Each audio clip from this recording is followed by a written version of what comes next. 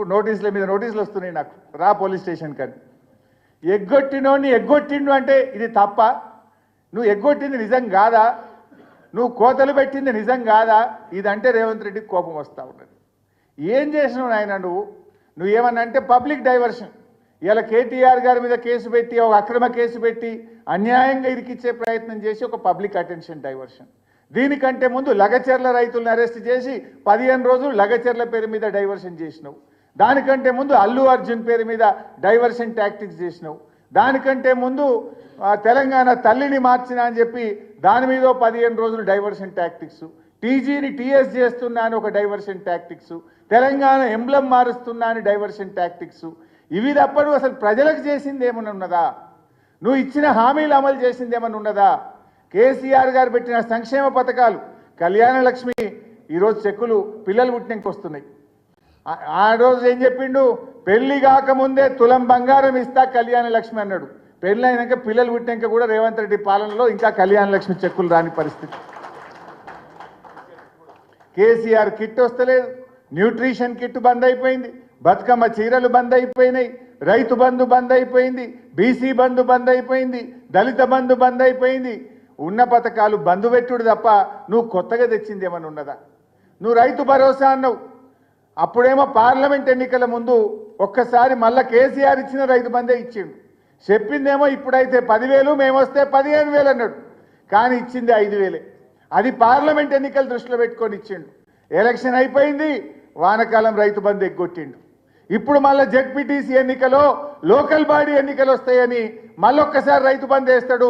Election అయిపోయాక మళ్ళీ ఎగ్గొడతాడు ఎగవేతల రేవంత్ రెడ్డి. అంటే రైతు భరోసా విషయంలో రైతుల్ని మోసం చేసిండు. రుణమాఫీ చూస్తే సగం మందికి కూడా రుణమాఫీ కాలేదు. పంటల బీమాని ఊరించిండు, 2 పంటలకు కూడా పంటల బీమా ఎగబెట్టిండు. ఏ ఒక్కటి కూడా ఏ వర్గానికి కూడా ఇచ్చిన మాట నిలుపుకున్న పరిస్థితి లేదు. రైతులకు మోసం, మహిళలకు మోసం. మహిళలంటే గుర్తొస్తుంది, మొన్న జార్ఖండ్ రాష్ట్రంలో హేమంత్ సోరెన్ గారు కొత్తగా ముఖ్యమంత్రి అయింది. ఆయన ఎన్నికల్లో మాట ఇచ్చిండు, నా ప్రభుత్వం అధికారంలోకి వస్తే 2,500 మహిళలకు ఇస్తా అన్నాడు. మొదటి నెలలోనే 2,500 ఇచ్చి ఆయన మాట నిలుపుకున్నాడు. మరి రేవంత్ రెడ్డి నువ్వేమో 100 రోజుల్లో ఇస్తా అని బాండ్ పేపర్ మీద సంతకాలు పెట్టి 13 నెలలు నిండినా ఈరోజు మహాలక్ష్మి పథకాన్ని రాష్ట్రంలో అమలు చేయలేదు. మహాలక్ష్మి ఎగబెట్టిండు. అదేవిధంగా పక్కన ఆంధ్రప్రదేశ్లో మొదటి నెలలోనే 2,000 పెన్షన్ను 4,000 చేసి ఆంధ్రప్రదేశ్ ప్రభుత్వం మాట నిలబెట్టుకున్నది. రేవంత్ రెడ్డి గారు ఆ రోజు అవ్వా నీ పింఛన్ ఎంత?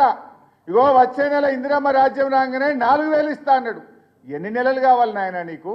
వచ్చే నెలపై 13 నెలలు నిండినా ఇవాళ పక్కన ఆంధ్రప్రదేశ్లో 4,000 ఇచ్చిండు. కానీ ఈ రేవంత్ రెడ్డి ఆసరా పెన్షన్దారులకు 40 లక్షల మంది అవ్వాతాతలకు 4,000 పెన్షన్ ఇవ్వకుండా ఇచ్చే 2,000 కూడా 2 నెలలు ఎగ్గొట్టి పాపాన్ని మూటగట్టుకున్నాడు ఈ రేవంత్ రెడ్డి.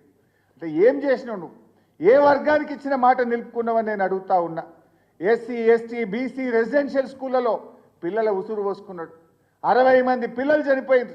ఆ పిల్లలకు సరిగ్గా అన్నం పెట్టక ఆ పిల్లలందరూ ఆసుపత్రుల పాలు చేసినటువంటి ఘనత ఈ ఏడాది పాలనలో రేవంత్ రెడ్డికి దక్కుతుంది.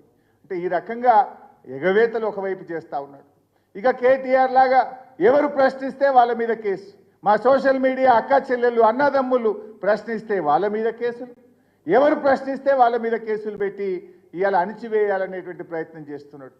ఏమన్నా సంక్షేమ పథకాలు ఏమైనా నాయన అంటే డబ్బులు లేవు అంటాడు. కానీ ఈయన ఏం చేస్తుండు? ఈయన భూములకు, ఈయన కుటుంబ సభ్యుల భూముల కాడికి 1,000 కోట్లు ఖర్చు పెట్టి 6 లైన్ రోడ్ వేస్తూ ఉన్నాడు కలవకుర్తి దాకా.